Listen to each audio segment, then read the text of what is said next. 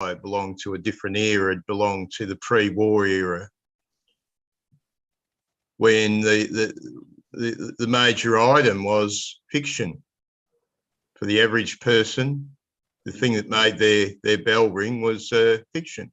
They went along to the movie, watched a movie about the Foreign Legion or cowboys, you know, all the grand male stereotype characters and all that. And Mad's there trying to take the mickey out of them without realising the world's moved on. The world has moved into politics. People in the 1930s, they thought politics was for the politician. The average person's ambition was just work their job and find an enjoyable way to kill time. But what we see, what Mad started to transition into, was its big market became satire of more contemporary social attitudes of politics, things people had become familiar with. The post-World War II Western world was one where people, the average person, was starting to pay attention to politics. And when Mad started to do that, shifted its satire to politics, it took off like a rocket, apparently. Shifted its satire to what was actually going on, like advertising. Yeah. People wouldn't have been trying to take the mickey out of advertising quite as often before World War II, but advertising became pervasive post-war, something you could take the mickey out of.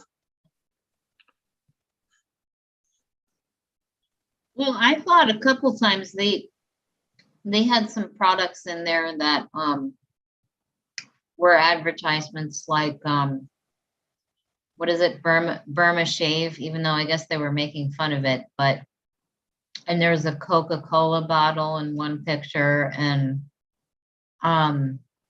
they mentioned Kleenex. But I mean, I don't know if they got paid for any of, you know, to mention any of that, but.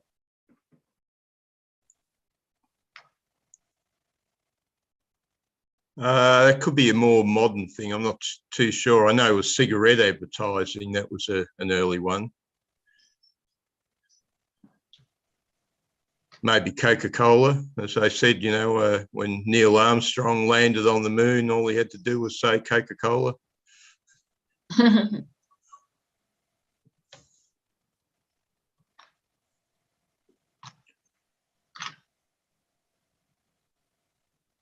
Yeah, we have the sort of what you term the Marxist left of trying to pervade society with politics.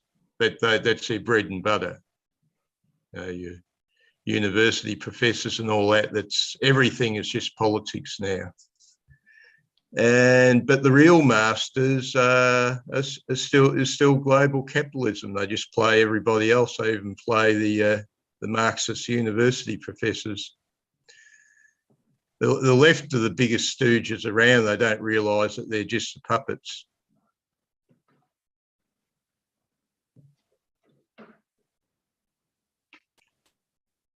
I like how most of the endings of these stories were kind of like sarcastic, or they just had this sort of like tragic comic ending to all of them. Yeah, well, that's the dream. The dream is nice boy meets nice girl. Things end up happily, so they're taking the mickey out of that. They seem to have these rather risque illustrations of the female form that was popular at the time.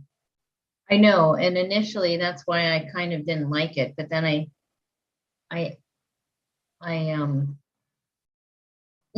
mostly enjoyed most of the stories. I thought the one that appealed me to me the most was the one about the baseball player that has the old witch. Oh darn, I missed that one. That's the one I missed.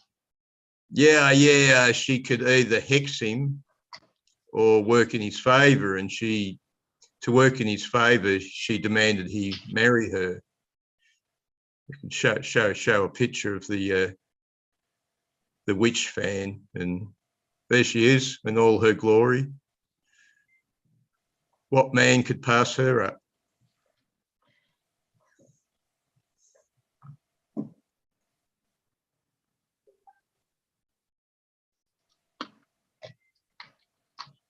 That's probably Natalia.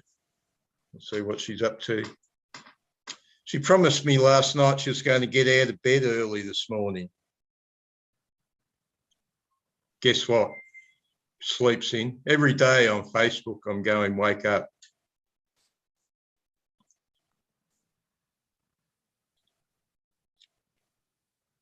Send her a message on Facebook, send her a text message on the phone. Finally, I do the 3 rings and hang up.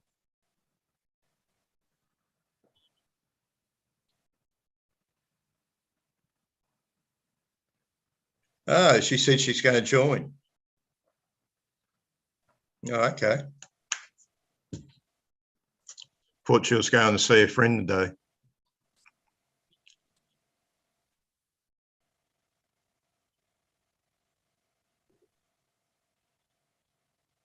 So I don't know. I'm guessing in this story, this witch can somehow help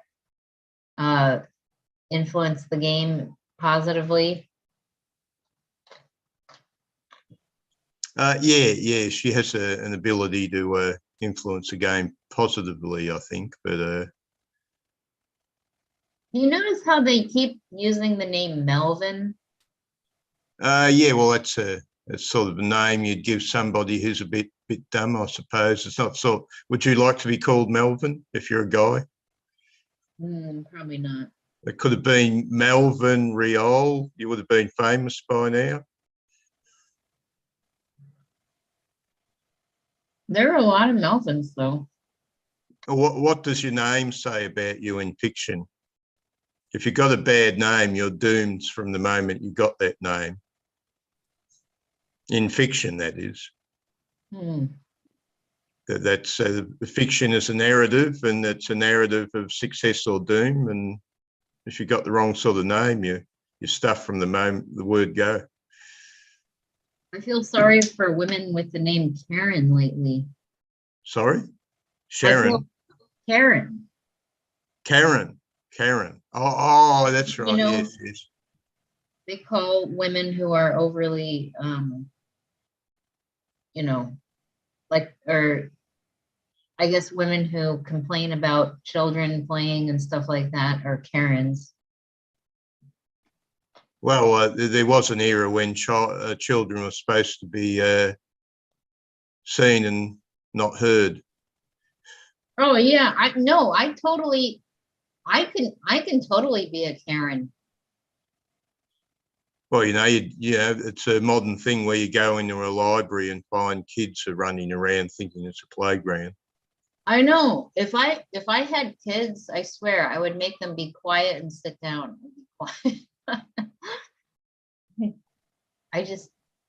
I'm not into the noise. The modern child psychologists would have a big troublesome time with you. You are going back to the era of religion where the only thing that mattered was God and going to heaven. And you could do what you like in your life as long as it didn't. Can you go back up there? Can you go back up? I thought you were talking about God. Okay, hold up. Yeah, okay, no, go down. What does it say there on the tombstone, on that stone? Oh, Marilyn Math loves Melvin. This was really funny. I love how they did this guy's accent. And I love how he talks to the soldiers. Well, okay, you got the boy's own adventure of Beau Geste. I think there was a 30s version of the movie, wasn't there? The Iron Sergeant.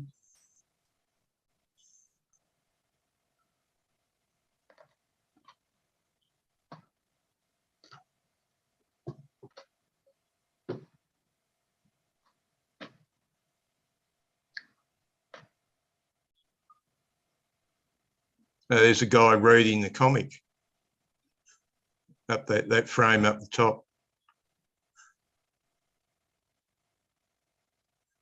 A picture within a picture. Hmm. Yeah, I feel like some of these stories could totally, like, we could discuss one story in like an hour.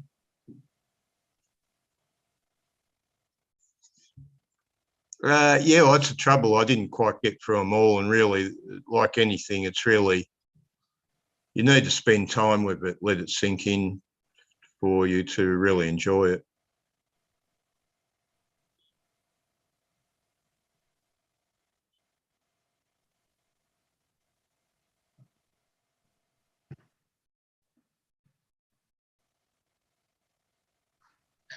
Oh, what, the one with Rasputin there? What'd you do wrong, Rasputin?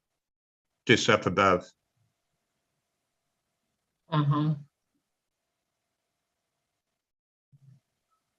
We've lost Rasputin. There he is.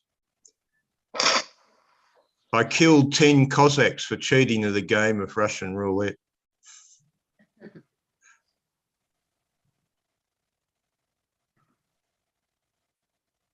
So this is a shift in culture. That this is what was pre-war culture was about living a life rather than being involved in politics all the time. But I like the next frame where, hey, what about you, Melvin? I'm trying to run away from my wife and kids. Oh, that used to be a common sort of. Joke. Well, no, it was a common event. That, you know, this was in an age when you were, once you were married, that was it. You were stuck there. So guys, there were some men that really enlisted in the army just to get away from their family. Yep, a lot of men ran out on the family. No, but did they? Maybe they married a woman for the sake of sex and then discovered sex wasn't all it was cracked up to be and decided it wasn't worth it. And this was an age when generally women were expected to live in the home or something like that and be supported by a man. Although it did create a very low carbon footprint, so we should all be for bringing back the traditional set of values.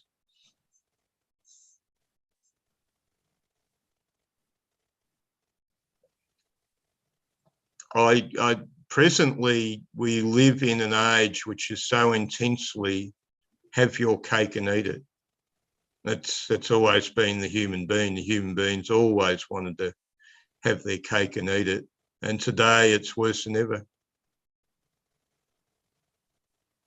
Oh, I love how like those soldiers were getting shot and stabbed and he just says like, oh, like, okay, right there.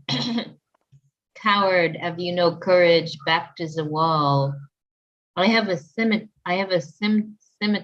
in the back. May I retire? And then what did he say down? Deserter. It's only a scratch. Back to your post. Sergeant, I have a bullet hole between my eyes. May I seek the first aid? Slacker. He's a superficial wound. Back to the fight. It took actual death for you to be able to slack off. Pretty funny. Yeah, one of the famous things of the Beaujeu story is propping up the dead soldiers to try and fool the Arabs. Wow. But that's an amazingly old story because it's actually in the original Danish version of Hamlet, which would date from about the year, at least the year 1200, because that was when it was written in Latin, of probably what was a much older story, but Hamlet, in his further adventures, utilised the same trick to fool his enemies by propping up dead bodies.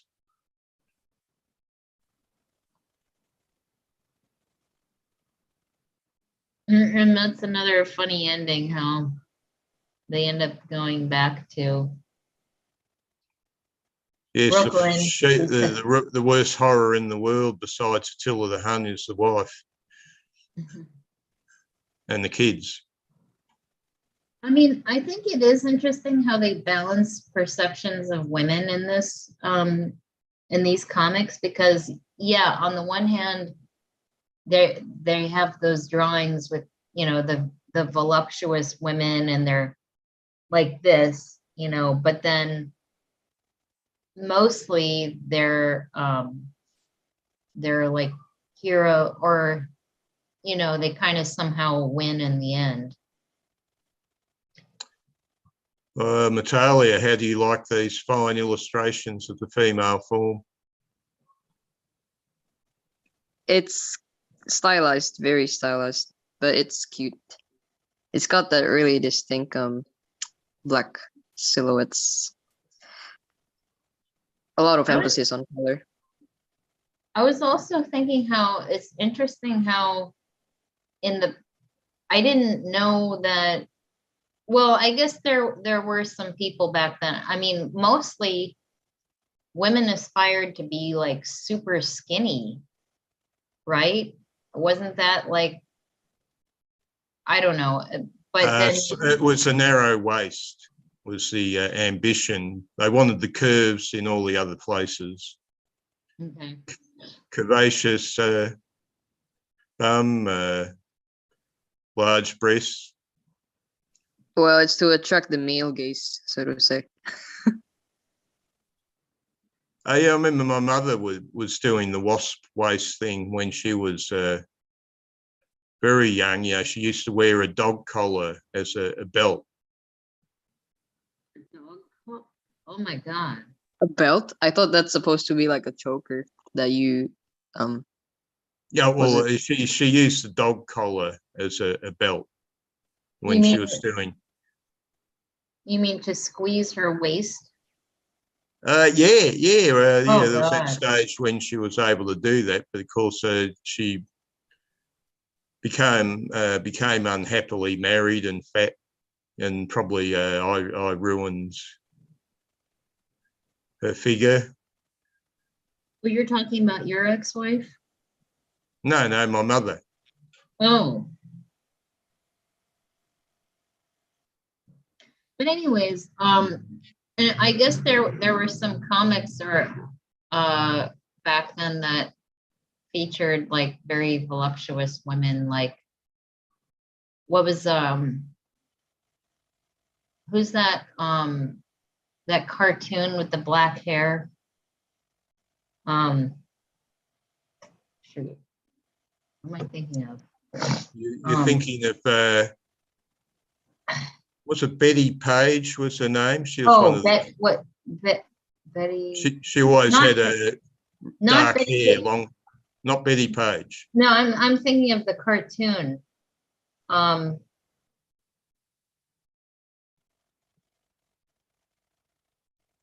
Cartoon, okay. Betty Well, Boop. there was Betty Blondie and Boop. Dagwood. Betty Boop. Yeah, Betty Boop. Betty Boop. Oh, okay, right. And then what was the woman from Jessica Rabbit. Jessica Rabbit, yeah. Were popular, yeah. Right.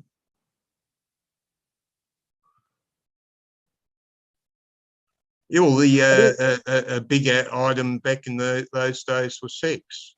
That was it. That was the ideal was the sexual experience. And then came the sexual revolution and sex became boring, and now it's status and power. Everyone wants to be Hitler.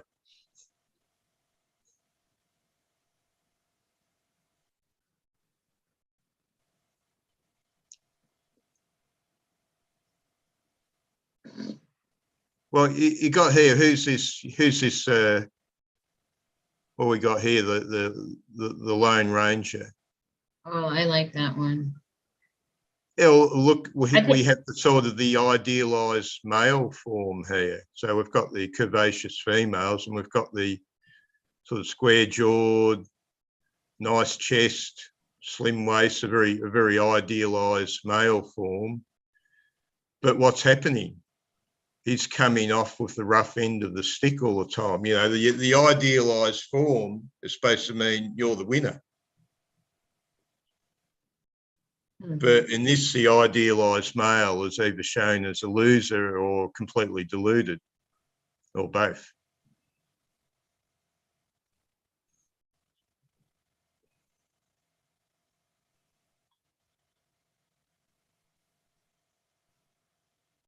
I think my favorite one was Super Duper Man. There we go.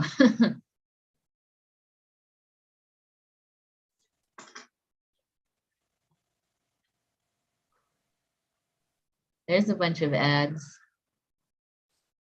Good Housebreaking, approved by Good Housebreaking.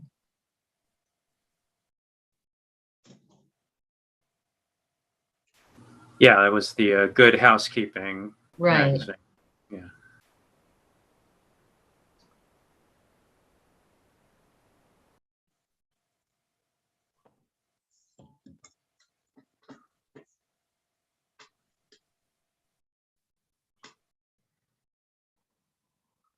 This was just such a funny story. I love how they put this twist on Superman.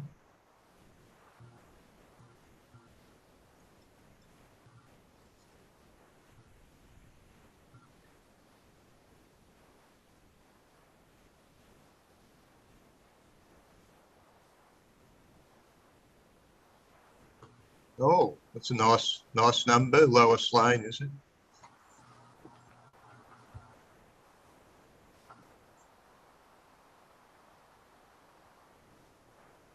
Well, you know, they say the spy said the classic three ways of getting to somebody was either money, status, or sex. How was that changed? Well, it seemed predominantly in art. This was the thing. If you go back before 1980, advertising, you look at advertising, that sex was a huge number. But sort of post 1980, it became status. So apparently people before 1980 didn't care so much about status. They didn't aspire in that direction. You know, the dream was getting with a nice looking sexual partner on a tropical island or something like that. And that's what people were working for. Or a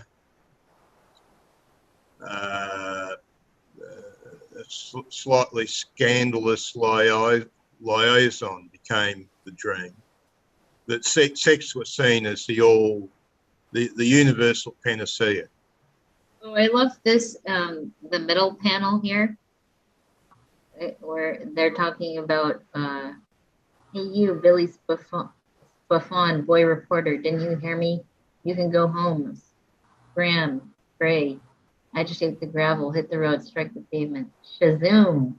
Shazoom, what is Shazoom? Strength, health, aptitude, zeal, power of another, and money.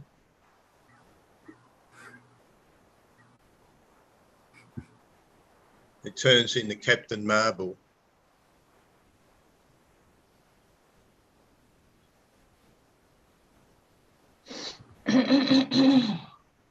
For rent. Why does it say for rent? That's his suit. Oh, his suit is for rent, but it changes. 100% wool. Wool. And then what did it say up there? It said some Yale.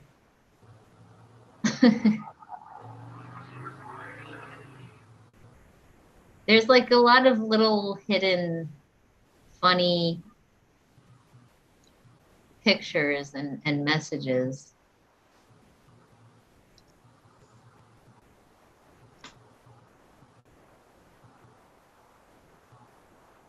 I like this artist, whoever this was. Iron Snakes. I believe this is Wally Wood. Okay. You can check. You can recognize which ones are which after a while.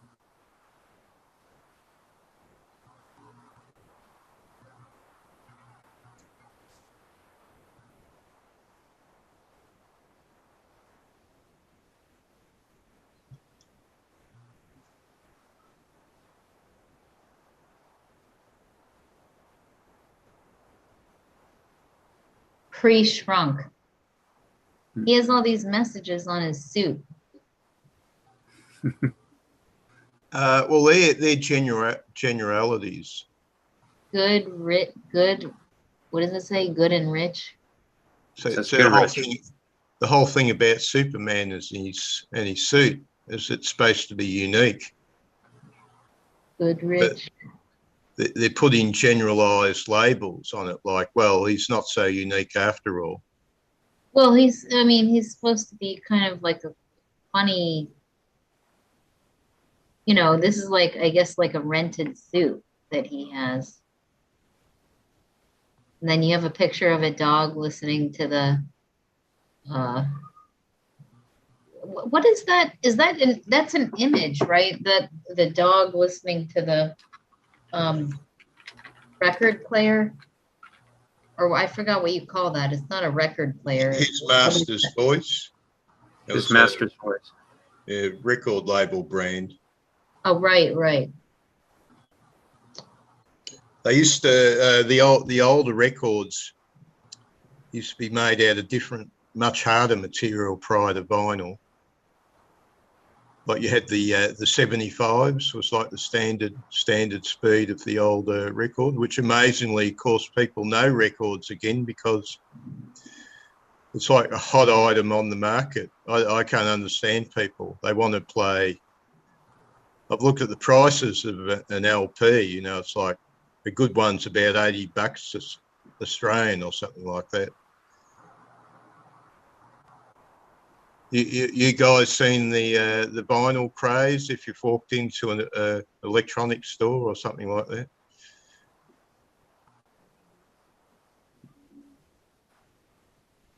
Did you ask us something?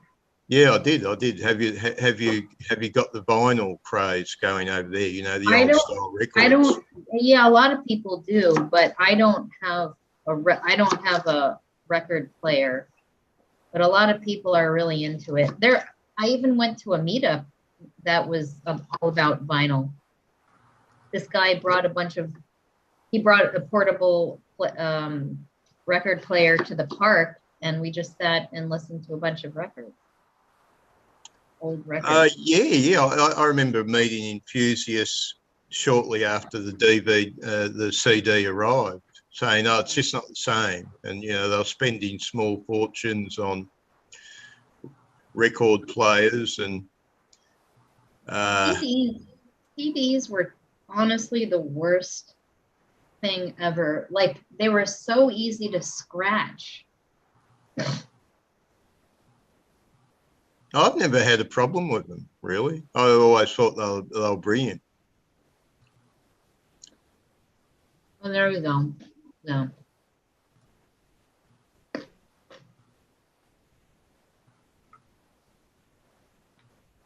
Well, that was in the era prior to electric amplification. What is that thing called? It's not a record player. What is that? Oh, a phonograph. Same thing. Well, not exactly. It's got that big tuba thing coming out of it. Oh, it's just a name that describes the item. They were all phonographs. Yeah, that's a gramophone, I think. Gramophone? Yeah. Is gramophone the... Oh, right. Gramophone is the company. Finally, a VCR even his dog can program. We need that today because I'm finding these modern devices with all their buttons a bit confusing.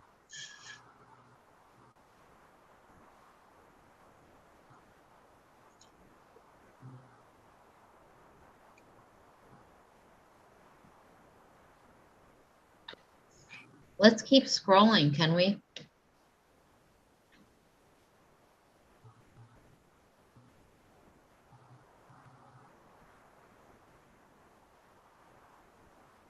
And then that's his, the ending is he just, what it says, this, what does this all prove? Once a creep, always a creep. The woman was not impressed. Lois Lane was not impressed.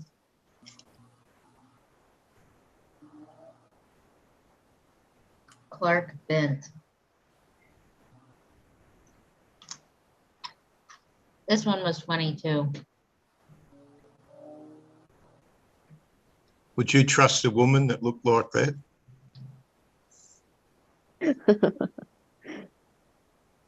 No. High maintenance. Yeah. I don't know. Should you be judging a book by its cover? Yeah, I would. I started to realise one of the reasons I ever got anywhere wasn't due to my character. It seems it was actually due to my good looks. Hey, that's not entirely true. Don't say such things. But yeah, it seems like in the past, more blonde women were attracted to you, Steven. Or it could be a stereotype that blonde women in movies are a bit absent-minded.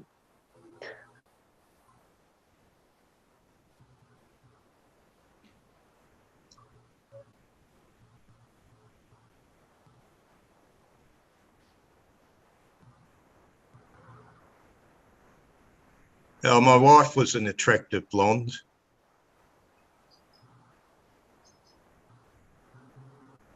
There's a problem with that. It's very annoying. You get all these guys trying to get on your wife all the time.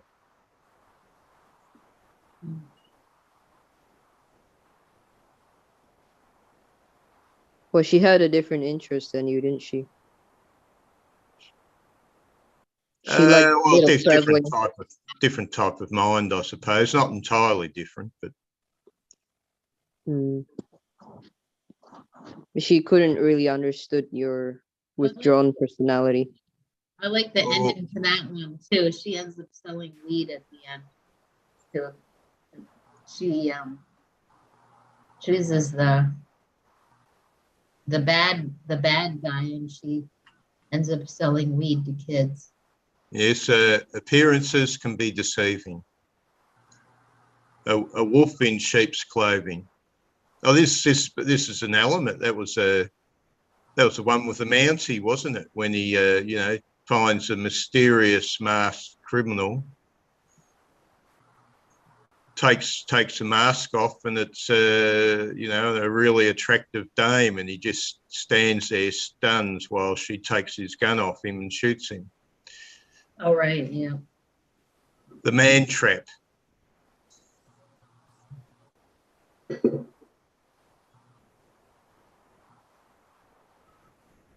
What age range do you think they were targeting with these cartoons? Oh, it seemed to be they were really aiming at school kids, weren't they? Tertiary students, probably. I think I started reading Mad magazine, the later version, the 70s one, when I was about 14 or something like that, which was according to the history, there's a time when Mad was at its peak in readership. Hmm. I read Archie comics, this Archie series, when I was probably 12 or 13, and people call me a pervert for that. Well, it's American. Okay, the doll gets grabbed by the ugly guy. What's going on there? Oh, that's right, the Invisible Man, is it? Oh, there he is. I suppose his name's Melvin as well.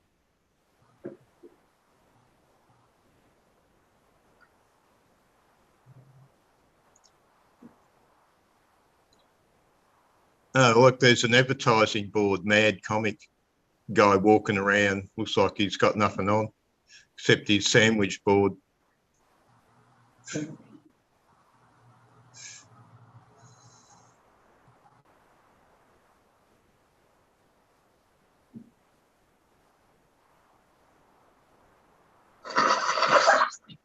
To probably sum up the what was her name? The Blue Dahlia, the woman that got murdered, the famous murder case. Yeah, the Black Dahlia murder. Oh, Black Dahlia, right? Blue Dahlia was the movie. Okay. Here's a philosophical question for you. Do you think beautiful people have an easier life? Yeah. Yeah, I'd say basically there's a small amount of truth to that.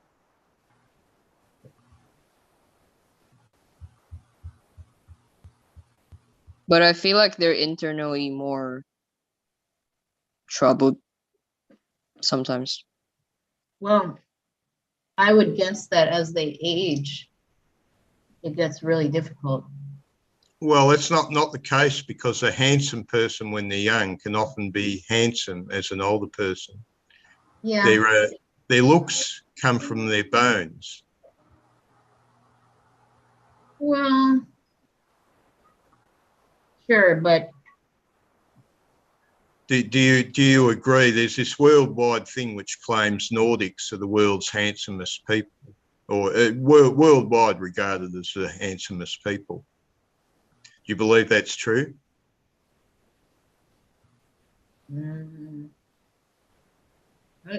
Personally, I'm not into blondes. I'm into the darker features.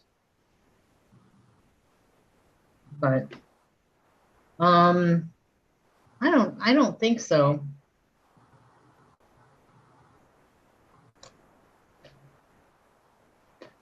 Well, what do you think, Natalia? Sorry, can you repeat the question? Well, you know, people worldwide, it seems to regard the Nordics as being the handsomest variety of humans. Yeah, I agree. I mean, they're certainly ugly and average looking Nordics, but like, I don't know. I'd say I'm sorry if I sound a bit, like prejudiced, but like compared to the Mediterraneans or Middle Eastern looks, I prefer the Nordic looks. It's just more balanced in their proportion. Sometimes why would that be? Why would that be the case? What's their advantage? Oh well, yeah, I think they're more well, they attract more people in that case, and I think they have more. But why are they like that? What were they doing in ancient Scandinavia? They're looking at lining them up and saying, "No, you're ugly," and pushing them over the edge or something like that. Just keeping the good-looking ones alive. Is that what they were doing? Oh well, there certainly were. Well, that was infanticide though, but I don't know if they did that to the 12-year-old boys. Maybe they did. Ones who couldn't fight for battle and who were disabled were killed, maybe. And they picked the good-looking ones. Well, I don't know. I have a theory on this, and that is that the Nordics have much thicker bones than other Europeans. And you have all the bone for all those interesting features, the nice jawline, the nice cheekbones. Can you scroll up to page 146? But Stephen has nice jawline too. Broad shoulders. I like the middle panel here.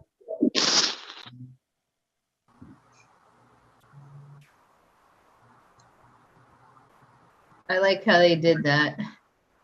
Something tells me I shouldn't have grabbed the propeller.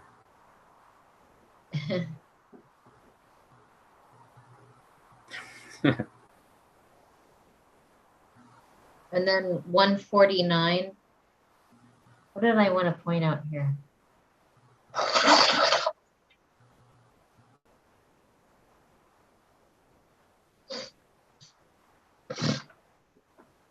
Okay, what Oh, did right, I? that's a nice, I didn't get up to this bit. That must be very, that must be, what page is that? Okay, this was pretty funny. Okay, starting on page 149. Okay, I've missed This this one. this guy is a college student, and he has like an exam that day, and it goes through his whole. It breaks down his whole day, like what he thinks and what he does. 6:32, awoke from troubled sleep, feeling like nothing at all. 6:33, wished to be in Tahiti. 6:34, wished to be back in the third grade. No, I was telling Natalia she should do this, note down her morning, what she's actually gotten up to and look at it every day. Like, yeah, crawled out of bed about 9:30 and just look at that every day. Yes, 7:20, yes. Okay. departed slamming door, sneered at traffic cop, boarded train in half hope. What does that say? For an open switch in a sort of miraculous wreck that would ruin the train without injuring anybody. Made conductor wait for ticket. It's just kind of funny how they, this is like someone who's like disgruntled, and they're talking about his whole, like what he's thinking and his mannerisms the whole day. 7:51 open physics book, 7:52 closed physics book. Well, this is sort of coming from an age when people just work to feed themselves. 8:10 left train regretfully. 8:15 hailed classmate and walked together in gloomy silence. 8:35 smoked. 8:40 looked at watch. 8:41 asked friend the time. 8:42 wondered what time it was.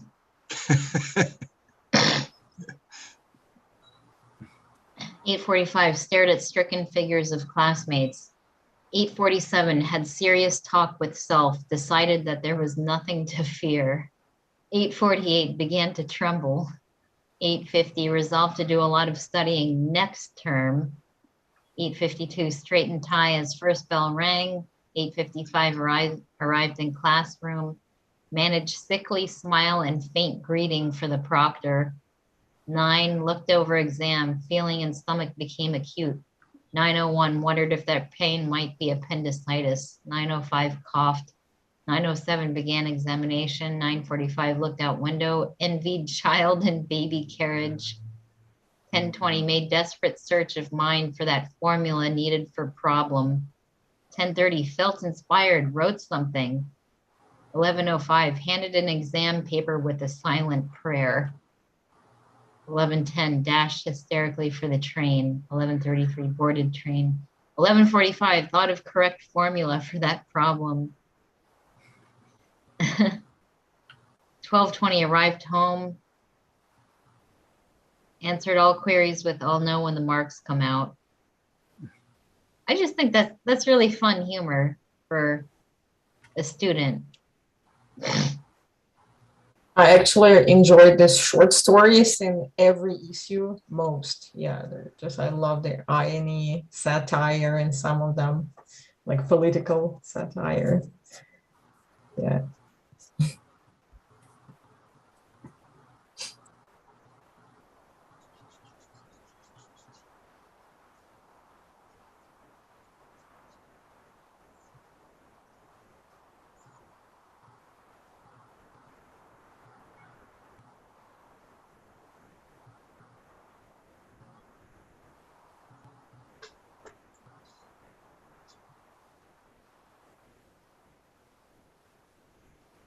There's a lot of funny messages on the wall in the background.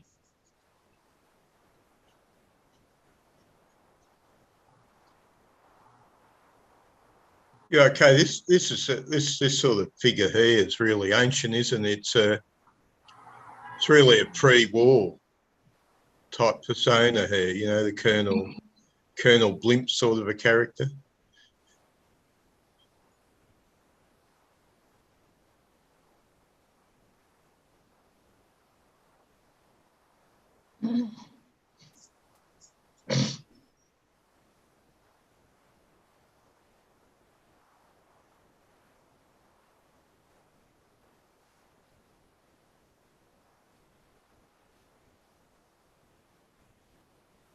Famous male stereotype, the Mountie. What do you think of that, girls?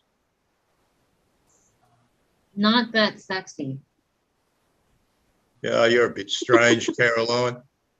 Huh? What do you think, Natalia? What, the guys?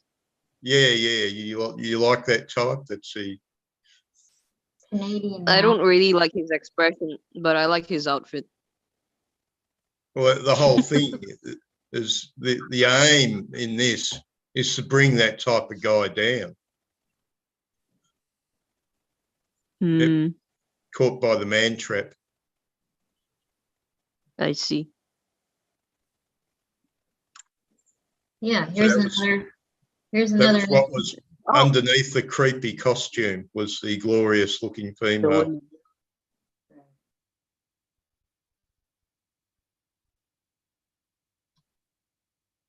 Looks interesting.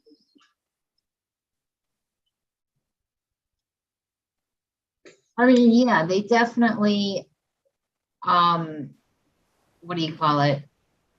Targeted young boys with this magazine, I guess.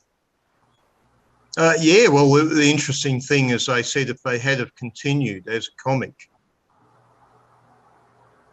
they probably would have been censored. But they were able to continue by becoming a magazine.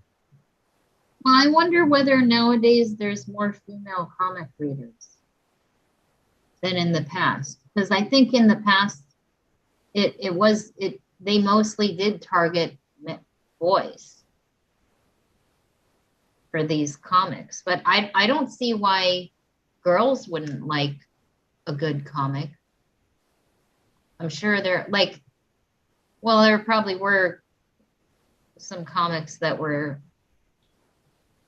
I mean, obviously like Annie, Little Orphan Annie. During the 1940s and 1950s, the largest selling genre of comics were the romance comics. It's what we call sex today. They called romance back then, you see. Does that make sense? I mean, I read one of those romance comics. They were pretty, I mean, I wouldn't say there was a lot of sex appeal in those comics. They were targeting like women, single women. Well, these women with high testosterone. What? Huh?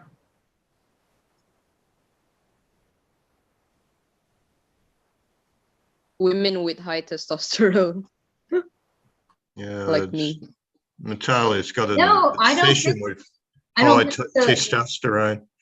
No, they were targeting women that were looking for a husband. What single women who were trying to secure their future by finding someone, ideally not just anyone, but someone they could also, that were attracted to. They were aspiring to be man traps. They would be the bait, being their own bait.